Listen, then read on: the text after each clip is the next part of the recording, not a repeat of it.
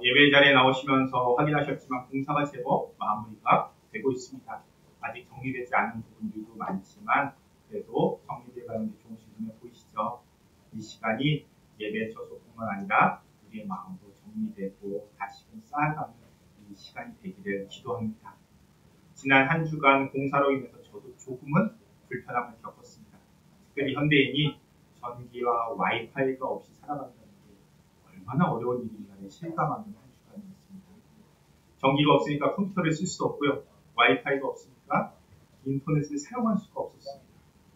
목사가 재산이 뭐가 있겠습니까? 대부분 책입니다. 그런데 홍콩으로 건너올 때 책이 큰 짐이 돼서요.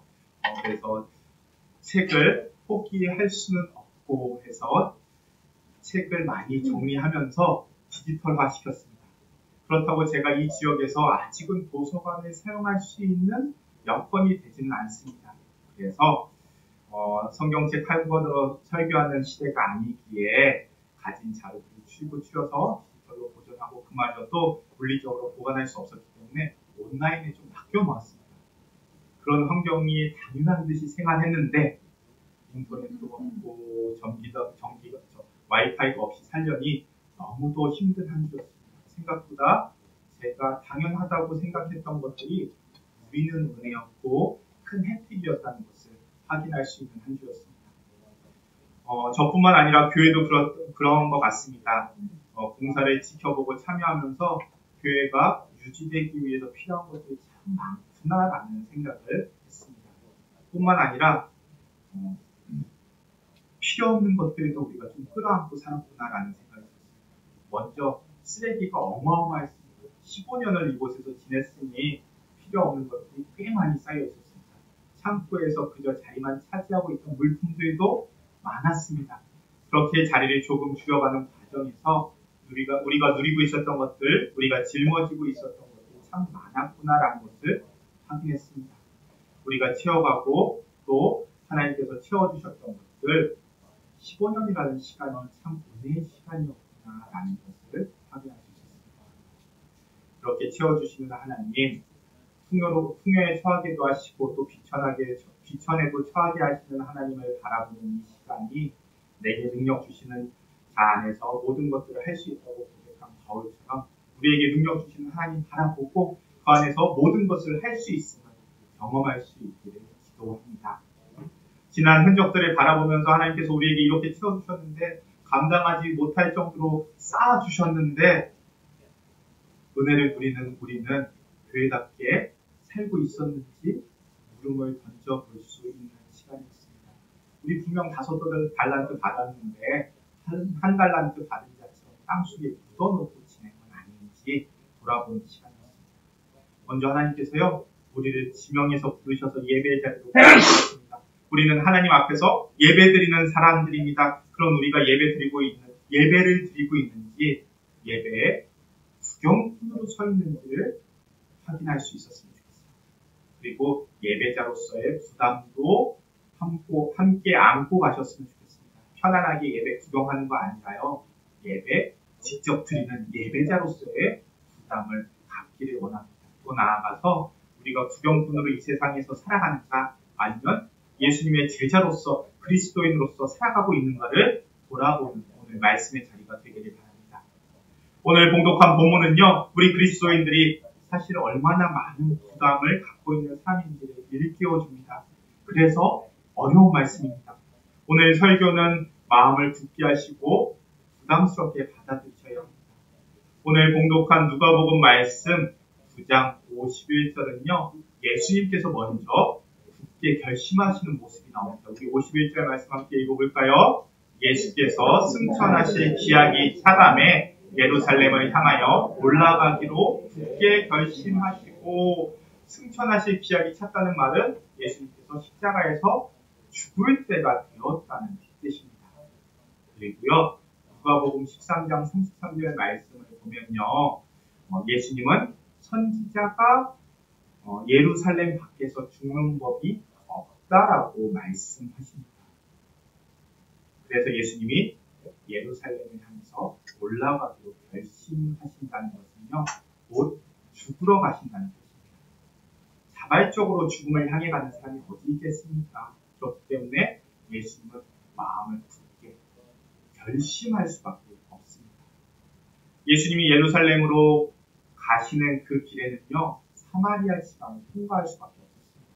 갈릴리 지방에서 예루살렘으로 가려면 이 사마리아 지방을 거쳐갈 수밖에 없습니다. 그런데 사마리아 사람들이 예수님을 받아들이지 않습니다. 동네에 들어오지도 못하게 하고 쫓아냈다는 뜻입니다. 요나서 성경 공부에 참여하신 분들은 잘 알고 계시듯이 사마리아 사람들은 본래 유대인들을 싫어합니다. 그렇게 예수님과 그 일행은 사마리아 지방에서 배척받으십니다. 그러자 야고보와 요한이 그 사마리아 사람들을 보고 화가 나서 말합니다. 누가복음 9장 54절 말씀 함께 읽어볼까요? 다음 말씀 함께 읽겠습니다. 제자 야고보와 요한이 이를 보고 이르되 주여 우리가 불을 명하여 하늘로부터 내려 저들을 멸하라 하기를 원하시나이까?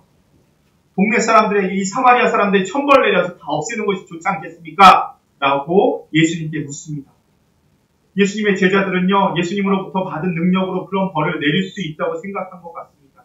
그 말을 들은 예수님은요, 그렇게 배척한 사마리아 사람들을 꾸중하는 대신에 오히려 제자들을 꾸짖으십니다. 예수님께서는요, 제자들을 꾸중하신 이유가 무엇이겠습니까? 제자들은 자신들이 어떤 사람인지를 모르고 있기 때문입니다. 생명을 구하러 오신 예수님의 제자로서 그런 말 해서는 안 된다라는 뜻입니다. 예수님을 배척하는 사마리아 사람들에게 분명히 잘못이 있습니다. 하지만 예수님은 그것을 문제 삼지 않으십니다. 대신 예수님은 그러한 사람들을 다 죽여버리고자 말하는 제자들을 꾸중하십니다.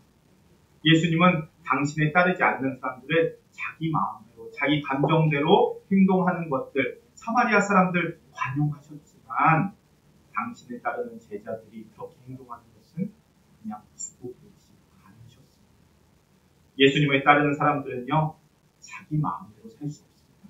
예수님은 제자들에게 더 엄격하십니다. 화난다고 함부로 사람들의 저주해서는 안 된다고 꾸짖으십니다. 어떠한 상황에서도 자신이 사람의 생명을 구하는 사명을 갖고 있는 예수님의 제자라는 것 잊어서는 안 된다는 뜻입니다. 이어지는 말씀에서요, 오늘 우리가 봉독한 이 말씀은요, 오히려 더 무겁습니다. 57절부터 말씀에서는요, 예수님을 따르려는 세 사람이 등장합니다. 사람들이 찾아와서 예수님, 제가 예수님 따르겠습니다. 청합니다. 그런데 예수님은요, 당신을 따르고자 하는 사람들 격려하고 환영하지 않습니다. 반대로 오히려 부담감을 주십니다. 예수님은 당신을 따르려고 하는 사람들에게 예수님을 따른다는 것이 얼마나 부담스러운 일인지를 가르치십니다. 아예 처음부터 따르지 못하게 하시는 것 아닌가? 라는 생각도 듭니다. 우리 57절, 58절 말씀 함께 읽겠습니다. 길에 가실 때 어떤 사람이 여짜오되 어디로 가시든지 나는 따르리이다. 예수께서 이르시되 여우도 굴이 있고 공중에 새도 집이 있으되 인자는 머리 둘 곳이 없도다 하시고, 첫 번째 사람이요, 예수님께 찾아옵니다. 예수님, 제가 예수님을 따르겠습니다. 그런데 예수님께서 뭐라고 말씀하십니까? 예수님을 따르는 사람은요, 어느 한 곳에 머무를 수도 없고 머무를 곳이 없는 나그네로 살아야 된다고 말씀하십니다. 그리스도인은요, 어느 한 곳에 머물러 사는 사람이 아니라 길을 가는 사람입니다. 어느 한 곳에 머무르지 못하니 안정된 삶도 살 수가 없습니다. 항상 불확실하게, 불안정하게 살 수밖에 없습니다. 그리스도인은요, 좋은 집이 있다고 해서 그것으로 안심하고 사는 사람 아니고요, 돈이 조금 있다고 해서 그것 때문에 마음이 든든하게 사는 사람도 아닙니다. 이 세상의 그 어느 것도 그리스도인을 거기에 머물게 하지 못합니다. 그리스도인의 마음을 사로잡을 수 있는 것 없습니다. 참된 그리스도인은요, 이 세상의 어느 것에도 마음을 주지 못하고 거기에 정착하지 못하고 오히려 하나님의 인도하심을 따라서 주어진 길을 계속해서 걸어갈 뿐입니다. 지난달에 신천에 들어와서요, 송종훈 목사님 만나 뵙고 왔습니다. 이번 청년부 수련회를요, 신천에서 이에 도움을 많이 주셨기 때문에 감사 인사드리고 다녀왔습니다. 그렇게 송종훈 목사님 만나 뵀는데 목사님이 인사차 저에게 묻습니다. 목사님 요즘 어떻게 지내십니까? 이 말씀을 저는 제일교회 뼈를 묻을 마음, 그러나 언제든지 말씀하시면 짐 쌀 준비를 하고 삽니다. 라고 답변 드렸습니다. 그 그 말을 들은 송중훈 목사님이요, 저에게 참 정석 같은 답변을 하시네요 라고 응대하셨습니다. 목회자들은요, 그곳에 뼈를 묻을 마음으로 목회하지만 동시에 언제든 짐 쌀 준비를 하며 살아야 한다고 배웠습니다. 저를 가르치신 선배 목사님들도 그랬고요. 그 선배 목사님들도 그렇게 배워왔습니다. 목회자도 그리스도인이기 때문입니다. 교회가 너무 좋아서 하나님보다 더 좋아지면 더 이상 목회가 아닙니다. 마찬가지입니다. 그리스도인에게 가장 좋은 것은요, 하나님이 되어야 합니다. 다른 가치가 우리의 마음을 붙잡게 된다면, 그것에 얽매이게 되면 그것이 우리의 우상이 되어버립니다. 그래서 그리스도인은요, 세상이 아니라 하나님 나라 소망하며 살아야 합니다. 이처럼 그리스도인은 하나님 나라의 가치에 사로잡혀서 세상적인 것에 도무지 마음을 주지 못하는 사람들입니다. 하나님 나라가 우리 삶 속에서 온전히 실현될 때까지 도무지 정착 못하고 끊임없이 길을 가는 것이 그리스도인들의 운명이고요. 또 부담입니다. 우리 두 번째 사람에 대한 예수님의 모습을 또 함께 살펴보겠습니다. 59절, 60절, 9절 말씀 함께 읽겠습니다.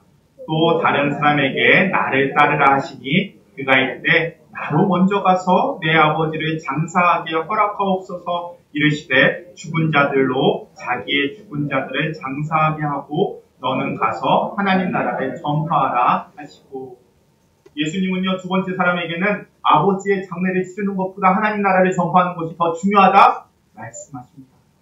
아버지의 장례식을 치르는 것이 자식되는 도리로서 마땅한 일입니다. 중요한 일입니다. 그런데 그보다 더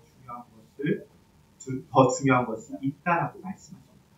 우리가 이 세상에서 지키고 보호해야 할 중요한 윤리적인 가치들이 있습니다. 가정을 화목하게 하고요. 직장 생활을 성실하게 하고 학교에서 공부 열심히 하는 거 다 중요한 일입니다. 하지만 그보다 더 중요한 일이 있다라고 말씀하십니다.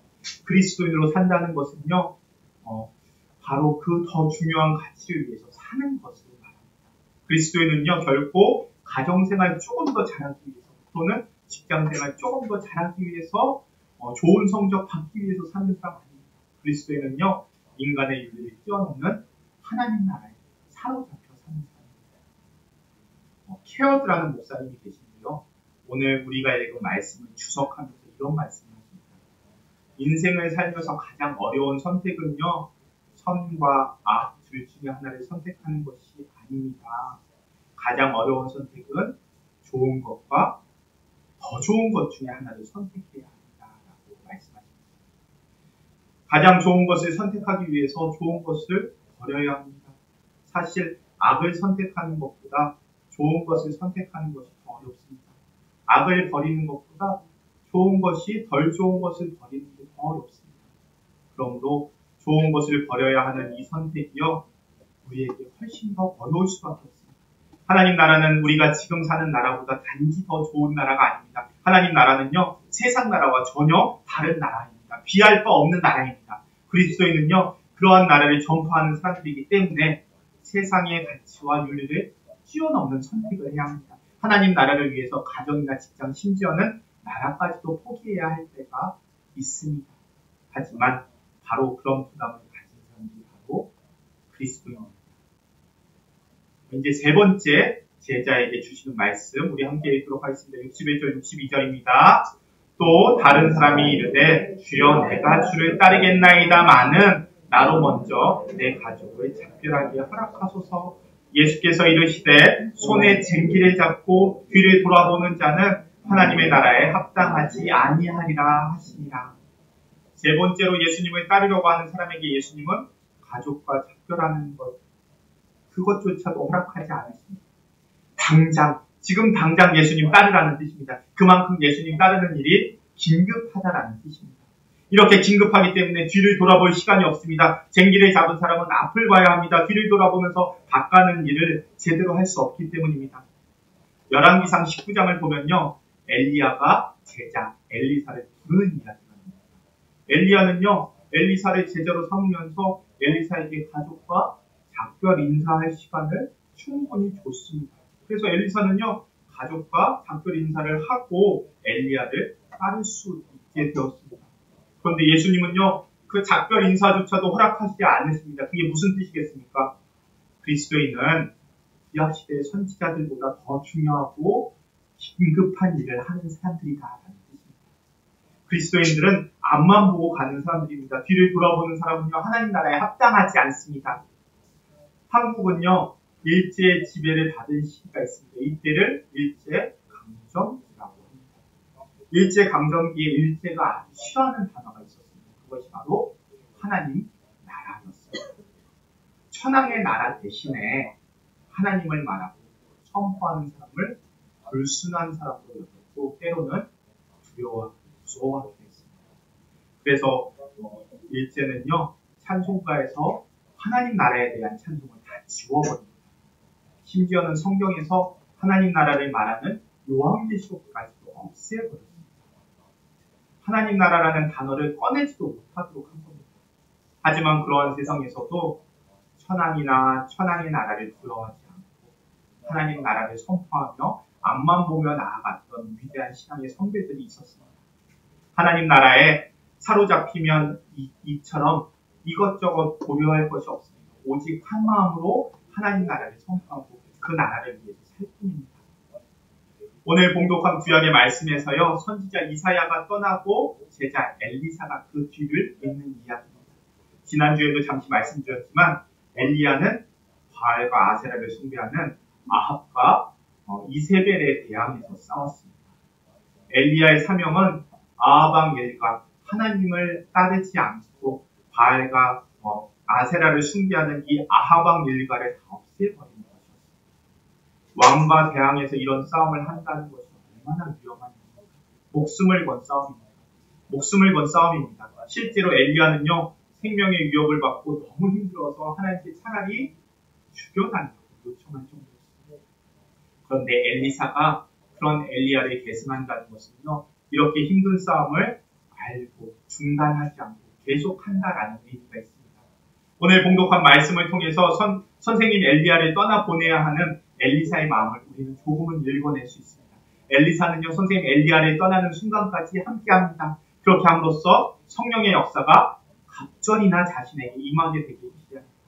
엘리사 역시요, 이 싸움이 힘든 싸움임을 압니다. 그렇다고 엘리사 역시 이 싸움을 포기할 수는 없었습니다. 스승이 떠나는 것을 계기로 이 핑계 대고 아합과 화해하고 싸움을 중단할 수도 있지만 그렇게 하는 대신에 갑절이나 되는 능력을 구하고 그 능력으로 싸움을 계속해 갑니다. 엘리사는 엘리야가 다 하지 못한 일을 결국은 해냅니다. 예후라는 사람에게 기름을 부어서요, 왕으로 임명하고 아합과 이세벨 가문에 속한 모든 사람을 다 물러나게 하고요, 왕을 교체해버립니다. 오늘날 용어로 말하자면요, 군사 쿠데타를 일으켜서 정부를 바꿔 만듭니다. 만약 이 일이 실패했다면 어떤 일이 일어났겠습니까? 하지만 엘리사는 이토록 위험한 일을 중단할 뜻이 없었습니다. 그래서 떠나는 스승을 끝까지 따르면서 능력을 구합니다. 엘리야 시대의 북왕국 이스라엘에 선지자 학교가 있었습니다. 엘리사는 그 선지자 학교에서 엘리야 밑에서 공부한 제자 중 한 사람입니다. 그런데 이 선지자 학교의 선지자 집단이 바로 이 나라의 이스라엘의 중심이었습니다. 왕이 나라의 중심이 아니었습니다. 아합왕같이 타락한 왕이 등장할 때마다 선지자들이 나서서 하나님의 말씀으로 왕을 꾸짖기도 하고요, 때로는 왕을 교체하기도 하고 위험하고도 엄청난 일을 행했습니다. 이러한 선지자들 덕분에 나라가 여호와 하나님을 섬기는 신앙을 잃지 않고 살 수 있었습니다. 그런데 예수님께서는요, 당신을 따르는 사람들은 이러한 선지자들보다 더 심각한 사명을 수행하는 사람이라는 것을 오늘 말씀을 통해서 우리에게 계속해서 들려주십니다. 경제인들이 나라의 중심이라고 생각하는 것은 심각한 오해입니다. 하나님의 말씀과 하나님의 나라를 선포하는 그리스도인들이야말로 나라의 중심입니다. 이 나라를 진리와 통일로 이끌 수 있는 세력은 오직 기도하는 그리스도인들 뿐이고 교회일 뿐입니다. 오늘 우리가 봉독한 말씀은요, 예수님을 따르는 일이 얼마나 심각하고 부담스러운 일인지를 일깨워줍니다. 혹시 여기까지 들으시고 괜히 예수님 믿었다라고 생각하는 분들이 있을지도 모르겠습니다. 하지만 우리가 이렇게 부담스럽게 살아야 하는 것은 하나님께서 우리를 이 세상의 대표자로 부르셨고요, 구경뿐이 아니라 하나님 나라를 선포하는 대표자로 부르셨고, 또한 하나님 나라를 선포하고 일구는 사람이 되게 하셨기 때문입니다. 하나님께서 나 한 사람 잘 되게 하고 나 한 사람 천국 보내려고 우리를 부르셨다라고 생각하지 마십시오. 중세까지 교회는요, 극단적으로 말하자면 예배를 드리는 것이 아니라 성도들을 예배의 구경꾼으로 참여시켰습니다. 이 앞에서 인도하는 사제가요, 어디를 보고 예배를 드렸냐면요, 이렇게 앞을 보는 것이 아니라 뒤를 돌아서 제단을 보면서 예배를 드렸습니다. 왜요? 하나님과 사제가 예배를 드리기 때문에. 그럼 성도들은요, 예배의 참여자, 구경꾼으로 서게 됩니다. 또요, 언어는요, 예배의 언어는요, 성도들은 알아듣지 못하는 라틴어로 예배를 드렸습니다. 당시 라틴어는요, 사어였습니다. 죽은 언어였습니다. 생활 속에서 사용하지 않는 언어, 교회 안에서 예배 드릴 때만 사용하는 언어였습니다. 그러니까 성도들은 알아들을 수가 없었습니다. 뿐만 아니라요, 성도들끼리 예배 드릴 수도 없었습니다. 사제만이 예배를 집례할 수 있었습니다. 그래서요, 반대로 이야기하자면 성도 없이 사제만 예배 드릴 수 있고요, 사제 없이 성도들은 예배 드릴 수 없었습니다. 그래서 돈 많은 귀족들은요, 우리 가문을 위해서 예배 드려달라고 요청하고, 사제는요, 정해진 시간에 사람들 없이 혼자서 그 가문을 위해서 예배 드리기도 했습니다. 뿐만 아니라요, 성도들은요, 성경책을 구경할 수 없었습니다. 성도들은 말할 것도 없이 지방 사제들조차요, 작은 교회 목사님들도요, 평생 성경을 구경하는 일이 어려웠습니다. 사제들이 그러니까 성경 말씀을 자기 멋대로 해석해도 성도들은 확인할 수 있는 방법이 없었습니다. 그런데요, 하나님은 그런 모습을 바꾸어 주십니다. 무엇보다 직접 예배 드릴 수 있는 은혜를 부어주십니다. 설교를 알아들을 수 있는 언어로 예배 드릴 수 있게 해주시고요. 성경을 직접 보고 눈으로 확인할 수 있고 읽을 수 있도록 바꾸어 주시고요. 우리 구역은 몇 명 안 모인다고 불평하며 두세 명이 모여서 예배 드리지만 두세 명이 모여서도요, 직접 예배 드릴 수 있도록 예배의 구경꾼이 아니라 예배자로 설 수 있도록 길을 열어주십니다. 당연한 일인 줄 아셨죠? 아니요. 하나님께 직접 예배 드릴 수 있는 건 정말 큰 은혜입니다. 그리고 무엇보다 그렇게 드리는 예배 가운데 하나님께서 임재하십니다. 거하십니다. 그리고요, 우리에게 거짓 교사에게 휘둘리지 않도록 직접 하나님 말씀 읽을 수 있도록 성경도 허락해 주십니다. 뿐만 아니라 이전에는요, 자유롭게 기도하지 못했습니다. 기도문이 정해져 있었고요, 그 기도문대로 기도해야 했습니다. 그런데 우리는요, 우리가 마땅히 구할 바를 기도할 수 있습니다. 우리는 기도로 수정도 부릴 수 있습니다. 그렇게 하나님은 우리를 채워주셨습니다. 그리고 우리를 직접 만나주셨습니다. 내 손에 말씀을 쥐어주시고요, 내 손에 기도할 수 있는 능력을 우리에게 채워주십니다. 그런데 그렇게 나를 부르시고 만나주시고 세워주시고 채워주신 이유가 무엇이겠습니까? 우리가 구경꾼이 아니라 하나님의 자녀로 살아가게 하시기 위함입니다. 5달란트 받았다면요, 5달란트 받은 자처럼 행해야 합니다. 우리는 우리가 누리고 있는 것들 당연한 것들인 줄 알았습니다. 그런데 하나님께서 하나하나가 믿음의 선배들이 구하며 쌓아 올리고 응답해 주신 것들이고요, 하나님께서 채워주신 것들입니다. 그러니 우리는요, 하나님 나라의 최전선에서 살아가는 하나님의 백성이고요, 하나님 나라의 대표자입니다. 그러니 우리는요, 행해야 합니다. 하나님 나라를 위해서 우리가 할 수 있는 일들 해야 합니다. 하나님이 지금 우리를 여기까지 부르시고 채워주신 것들 바라볼 수 있다면요, 우리는 당연히 해야 할 일들을 해야 합니다. 하나님이 우리를 이 나라의 대표로 부르시고 이 나라의 운명을 우리에게 맡기셨다라고 생각하십시오. 그래서 좀 더 엄중한 심정으로 세속의 가치에 사로잡히지 않고 세속의 윤리를 뛰어넘고 오직 한 마음으로 하나님 나라를 이루기 위해서 앞으로 나아가셔야 합니다.